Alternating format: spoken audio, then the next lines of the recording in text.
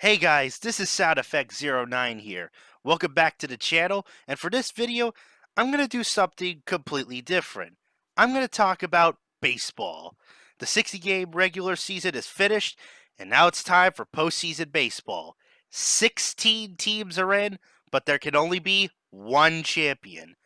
The wildcard round is going to be as exciting as it is chaotic, but in this video, I'm going to make my case for why the Reds versus the Braves series will be the best of them all. So let's not waste any time and get started.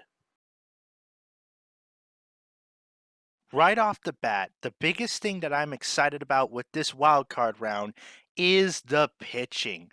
Cincinnati has already made their starters for the wild card known. Game 1 will be Cy Young candidate Trevor Bauer, Game 2 will be Luis Castillo, and Game 3, the ball will be handed to Sonny Gray. Meanwhile, the Braves have only made their Game 1 starter for certain, being their Cy Young candidate Max Fried. Based on my predictions, I expect Game 2 to be handed to a potential Rookie of the Year candidate in Ian Anderson, while Game 3 will go to the comeback kid Kyle Wright. So our matchups by my predictions are as follows. Game 1 will be Bauer versus Fried, Game 2 will be Castillo versus Anderson, and Game 3 will be Gray versus Wright. No doubt, Game 1 is going to be absolutely electric. In my genuine opinion, whoever wins this game will win the Cy Young Award. Fried is off to an amazing year. He has not lost a single game. 7-0, an ERA of 2.25, 50 strikeouts to 19 walks, and an FIP of 3.10. Trevor Bauer, though, is at 5-4, but don't let his record fool you. He has an incredible 1.73 ERA, 100 strikeouts to 18 walks, and a whip of just 0.795.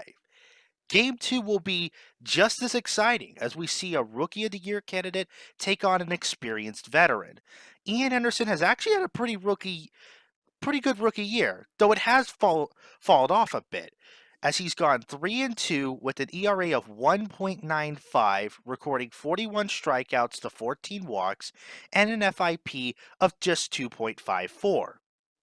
Luis Castillo struggled a bit this year, but has managed to put up a decent 4-6 record with a 3.21 ERA, 89 strikeouts to 24 walks, and an FIP of 2.65. Game 3, which I expect to happen. I don't think this series ends in 2 games. Will feature 2 comeback kids fighting to send their teams forward. Let's face it, Kyle Wright had a disastrous start to his career, especially in 2020. Heck, at one point, I already wrote him off as a bust. I said it myself after his disastrous outing against the Marlins in August. Yet, in September, he's actually bounced back, going 2-1 in the month of September with an ERA of 3.98, recording 18 strikeouts to 18 walks, and a whip of about 1.130. Meanwhile, Sonny Gray has had a revelation in Cincinnati ever since the Yankees tossed him out like a rejected ex-girlfriend. In Cincinnati, he's actually had an impressive 2 years, going 11-7 in 2019, and in 2020, going 5-3 with an ERA of 3.73, recording 68 strikeouts to just 22 walks, and averaging an FIP of about 2.95.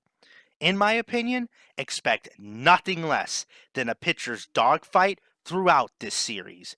The team that advances will be the one that has the better pitching rotation.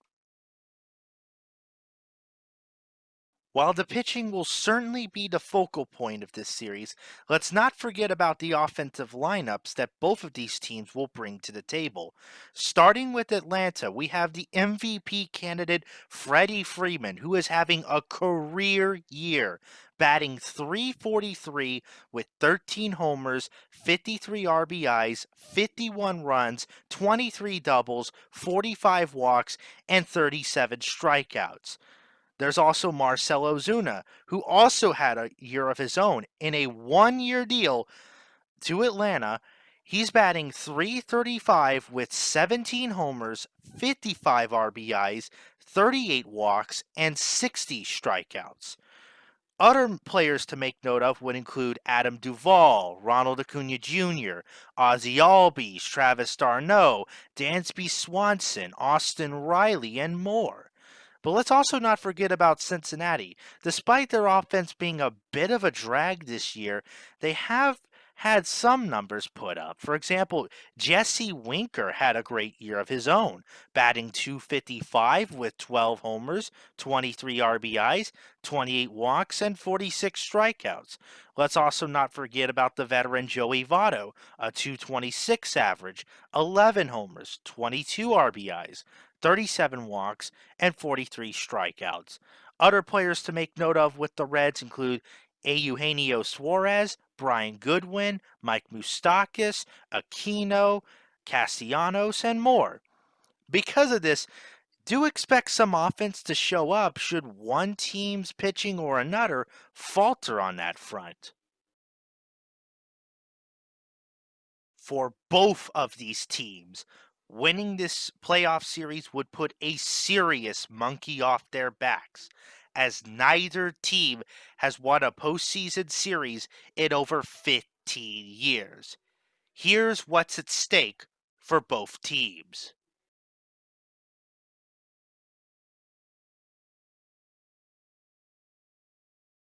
So those were my reasons why I think the Reds versus Braves series will be much watch TV.